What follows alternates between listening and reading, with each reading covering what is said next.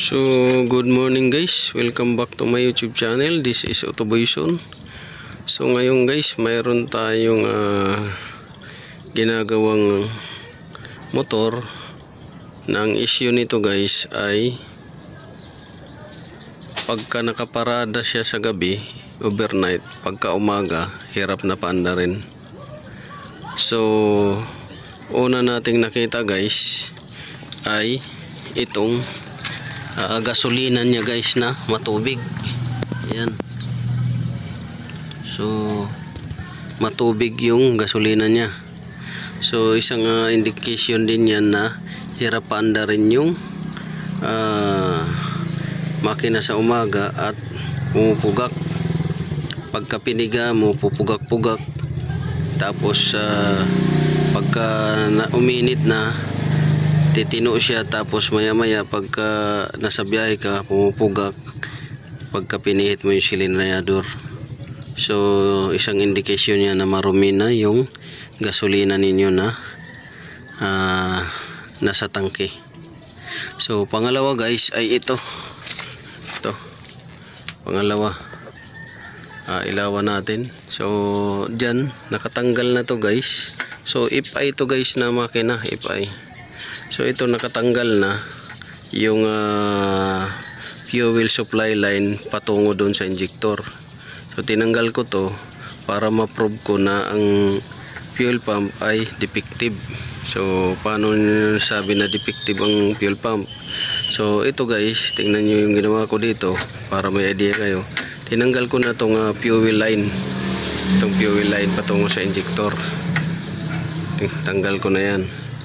So hindi na nakakabit. So ito nakakabit doon sa fuel pump ito. So dito hindi yan nakasusi, hindi nakasusi, naka-off, hindi nakasusi. Pero tingnan nyo dito yung ano niya, tumutulo. Tumutulo. Ayan.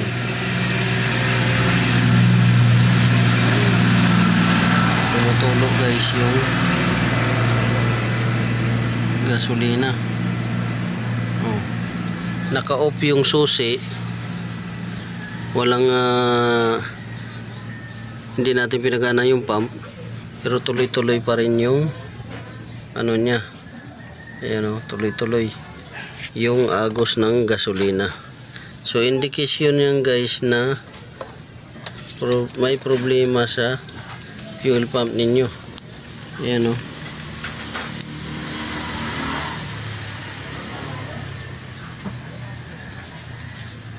May problema sa fuel pump ninyo. Yung fuel pressure regulator niya ay hindi nagko-close. So tuloy-tuloy pa rin yung daloy ng gasolina. So pangalawa, check natin kung ang fuel filler cap ay defective na. Kagaya nito, hindi natin susian. Nandito yung susi kung mabubunot natin. At minsan nito guys, lumalakas yung tulo doon sa baba. Doon, lumalakas yung tulo ng gasolina. So tanggalin natin without walang susi.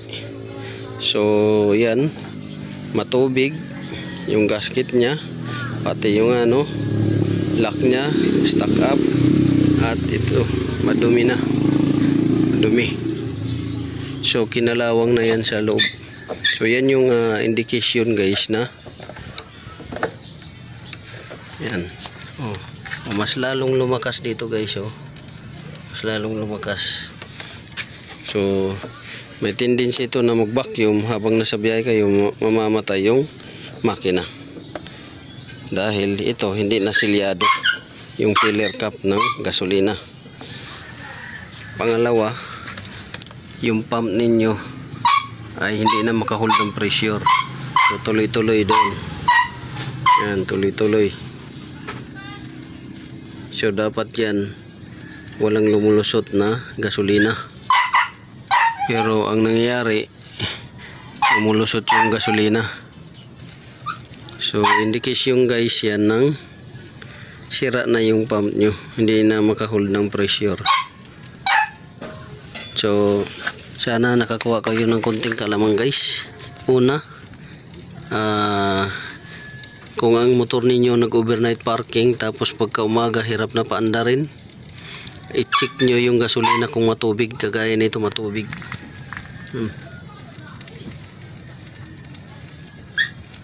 Matubig na madumi pa. Pangalawa, check nyo kung yung fuel pump ninyo sa mga naka-FI ay hindi sira na tuloy-tuloy yung agos. Ayun, tuloy-tuloy yung agos. Yun. So hindi na siya maka-build up ng pressure nito. Ang tendency nito, mahina yung bomba. Mahina yung bomba. Ngayon, pag nasa highway kayo, tumatakbo, pumupugak-pugak to, at saka minsan namamatay pa. Yan. Tapos pangatlo, itong filler cap ninyo kung defective na. So ang symptoms nito, pumupugak, namamatay yung makina. Tapos bukod sa pumupugak, namamatay yung makina, hirap anda rin sa umaga. Dahil ang nangyayari dito guys is mapapanis yung gasolina ninyo, hirap na sunugin, mawawala na yung octane nya or yung fumes na sa gasolina na dapat maganda pa, mawawala na. So yan lang ang ma-share ko sa inyo guys. Sana nakakuha kayo ng konting kaalaman dito sa ating diagnosing. So Kawasaki G125 pala to. So ang chinik natin, gasolina madumi, matubig, makalawang, sira yung pump, hindi maka hold ng pressure, ang regulator niya, pressure regulator. Tapos madumi yung tangke at sira yung filler cap, sira. So yan, sana nakakuha kayo ng konting kaalaman guys. This is Autoboyson. Magandang umaga, God bless you all.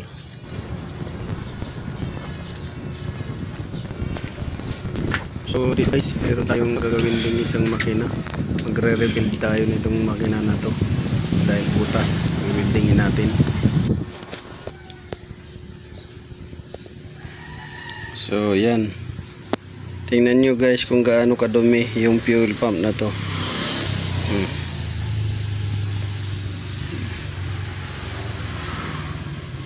Yan. Yan o. Sobrang dumi.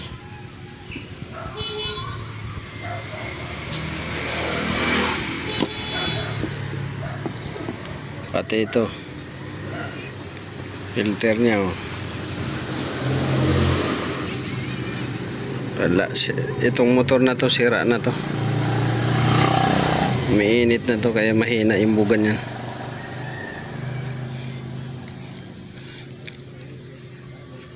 Yan.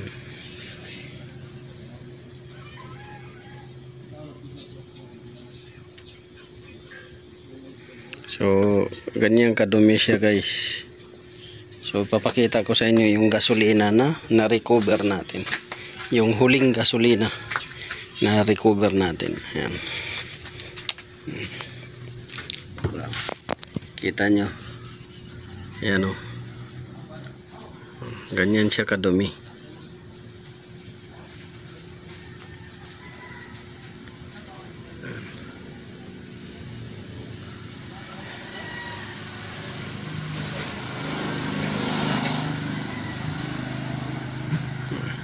Kaya ang resulta ganito, madumi. So pati yung terminal niya kinalawang na at parang uminit yung wire. Tapos ito yung pump niya, balot na ng kaya mahina na yung buga nito dahil malamang ang resistance nito ay mahina na or else mataas na. Ayan.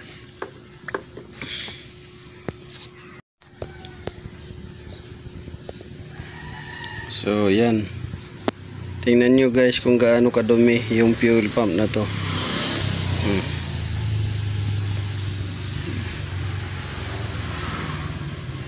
Yan.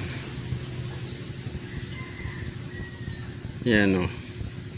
Sobrang dumi.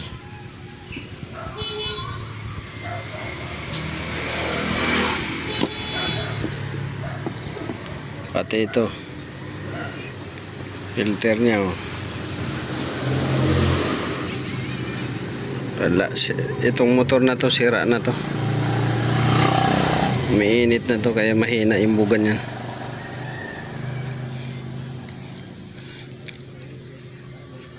Yan.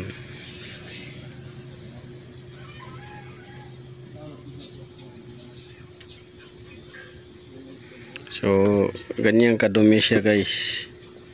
So, papakita ko sa inyo yung gasolina na na-recover natin. Yung huling gasolina na recover natin. Yan. Kita nyo. Yan o.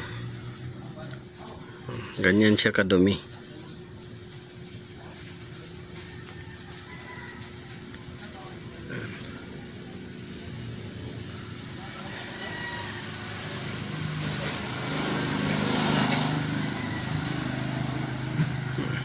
Kaya ang resulta ganito, madumi. So pati yung terminal niya kinalawang na at parang uminit yung wire. Tapos ito yung pump niya balot na ng kaya mahina na yung buga nito dahil malamang ang resistance nito ay mahina na or else mataas na. Ayan. Hello guys, dito tatanggalin natin guys yung fuel injector. So natanggal na natin yung fuel pump motor, natanggal na rin natin yung fuel filter, nakita na rin natin madumi yung filter at sira na yung motor. So ngayon yung fuel injector naman guys yung tatanggalin natin. Sundan nyo lang guys yung video para makita ninyo kung anong kondisyon ng injector.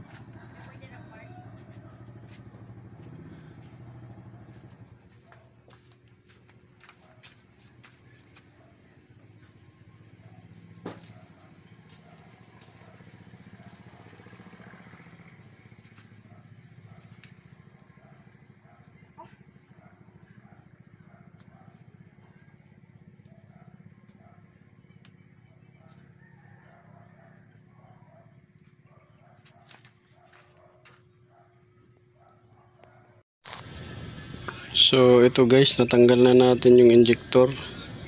So madumi yung loob nito. Ito, pag tinanggal niyo nito, makikita na ninyo yung loob. So binalik ko lang yan kasi para hindi mapasukan pa ng dumi.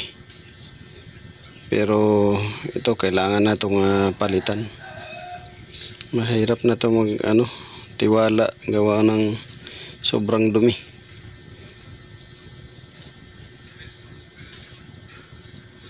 Okay lang to kung nasa labas to, madaling bunutin. Kasi pagka namalya or hindi nagbuga, daling palitan. Pero nasa loob to, nasa baba ng air filter box, mahirap bunutin, madumi yung loob. So kasama to nung pump. Ayan.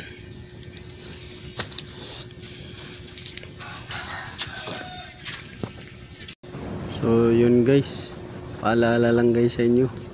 So piliin nyo guys yung fuel station or gasoline station na pakakargahan ninyo, dahil baka matulad kayo sa ganitong motor. So doon kayo sa mga medyo busy na gasoline station, kasi doon less yung tubig. Hindi man maiwasan na may tubig, pero mas mababa yung tsansa na may tubig dahil busy or maraming nagpapakarga. So tips lang yan ni Autoboyson, piliin nyo yung busy na gasoline station para iwas sira ng ganito. So maraming salamat. God bless you all.